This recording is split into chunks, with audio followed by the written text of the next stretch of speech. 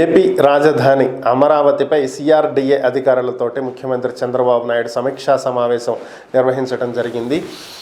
వీలైనంత త్వరగా అమరావతి పనులు పూర్తి చేయాలని, ముఖ్యంగా సిఆర్డీఏ కార్యాలయాన్ని 90 రోజుల్లోగా నిర్మించి తీరాలని, ఎక్కువ సమయం తీసుకోవద్దని చెప్పి అధికారులకు ఆదేశాలు ఇవ్వడం జరిగింది. అలాగే అమరావతిని ఏఐ ఆర్టిఫిషియల్ ఇంటెలిజెన్స్ ఉపయోగించుకొని రూపొందించాలని, ఆర్టిఫిషియల్ ఇంటెలిజెన్స్ని అమరావతి నిర్మాణానికి అనుసంధానం చేయాలని, అదేవిధంగా ఆర్టిఫిషియల్ ఇంటెలిజెన్స్ అమరావతి రెండు కలిసి వచ్చే విధంగా ఒక మంచి లోగోని ఆంగ్ల అక్షరాలతోటి ఇంగ్లీష్ లెటర్స్ తోటి రూపొందించాలని చెప్పి ఆదేశాలు ఇచ్చారు. అలాగే జంగిల్ క్లియరెన్స్ వర్కులు ఎక్కడి వరకు వచ్చాయని చెప్పి ఆయన అడగటం జరిగింది. దీంతో అధికారులు 190 ప్రొక్లైన్లతోటి జంగిల్ క్లియరెన్స్ పనులు చేపిస్తున్నామని, 60% వరకు పనులు పూర్తయ్యాయని చెప్పి ఆయనకు తెలియజేయటం జరిగింది.